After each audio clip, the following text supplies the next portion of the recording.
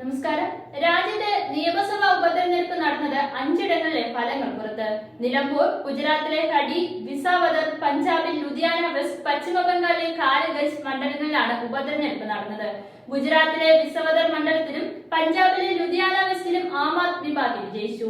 ഉപതെരഞ്ഞെടുപ്പ് നടന്ന ഗുജറാത്തിലെ 2 നിയമസഭാ മണ്ഡലങ്ങളിൽ ഓരോന്നും വീതം വിജയം നേടി ബിജെപിയും ആം ആദ്മിയും കരുത്ത് തെളിയിച്ചു. ഖാദി, വിസാവദർ സീറ്റുകളിലാണ് ഉപതെരഞ്ഞെടുപ്പ് നടന്നത്. ഇതിൽ ഖാദിയിൽ ബിജെപിയും വിസാവദറിൽ ആം ആദ്മിയും വിജയിച്ചു.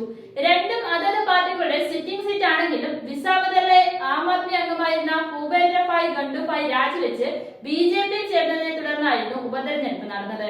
ഖാദി സീറ്റിൽ 39,452 വോട്ടിന്റെ വിജയമാണ് ബിജെപി സ്ഥാനാർത്ഥി രാജേന്ദ്ര ചാബ്ര നേടിയത്. ബിജെപിക്കാകെ 99,742 വോട്ടുകൾ ലഭിച്ചപ്പോൾ 60,290 വോട്ടുകളായി കോൺഗ്രസ് സ്ഥാനാർത്ഥി രമേശ് ഭായ് ചാവ്ല രണ്ടാമതും 3,090 വോട്ടുകൾ മാത്രം നേടിയ ആം ആദ്മി പാർട്ടിയുടെ ജഗദീഷ് ചവ്ദ മൂന്നാം സ്ഥാനത്തുമെത്തി. ബിജെപി അംഗമായിരുന്ന കർഷൻ സോളങ്കിയുടെ മരണത്തെ തുടർന്നാണ് ഈ സീറ്റിൽ ഉപതെരഞ്ഞെടുപ്പിന് വഴിയൊരുങ്ങിയത്. സംവരണ മണ്ഡലമായ ഖാദി പരമ്പരാഗതമായി ബിജെപി ശക്തി കേന്ദ്രമാണ്. എന്നിരുന്നാലും 2 തവണ മണ്ഡലത്തിൽ കോൺഗ്രസും വിജയിച്ചിട്ടുണ്ട്.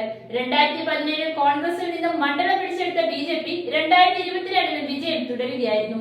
ഇത്തവണ ബിജെപിയുടെ തോറ്റ ഭായ് ചാവ്ല 2012 കോൺഗ്രസിന് വേണ്ടി മണ്ഡലത്തിൽ നിന്ന് വിജയിച്ച സ്ഥാനാർത്ഥിയാണ്.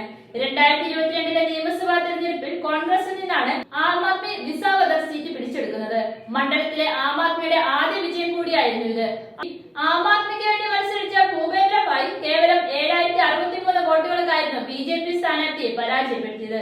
സിറ്റിംഗ് എംഎൽഎ കൂറുമാറിയെത്തിയ സാഹചര്യത്തിൽ നടക്കുന്ന ഉപതെരഞ്ഞെടുപ്പിൽ വിജയം പിടിച്ചെടുക്കണമെന്നായിരുന്നു ബിജെപിയുടെ പ്രതീക്ഷ. അത് തകർത്തുകൊണ്ടാണ് ആം ആദ്മി സീറ്റ് നിലനിർത്തിയിരിക്കുന്നത്. ആം ആദ്മിക്ക് വേണ്ടി മത്സരിച്ച ഗോപാൽ ഇറ്റാലിയ 17,554 വോട്ടിന്റെ ഭൂരിപക്ഷത്തിലാണ് ബിജെപി സ്ഥാനാർത്ഥി കൃതി പട്ടേലിനെതിരെ വിജയിച്ചിരിക്കുന്നത്. ആം ആദ്മി 75,942 വോട്ടും ബിജെപി 58,388 വോട്ടും നേടി. അതേസമയം കഴിഞ്ഞ തവണ 16,963 വോട്ട് നേടിയ കോൺഗ്രസിന് ഇത്തവണ നേടാനായത് 3,000-ൽ പരം വോട്ടുകൾ മാത്രമാണ്.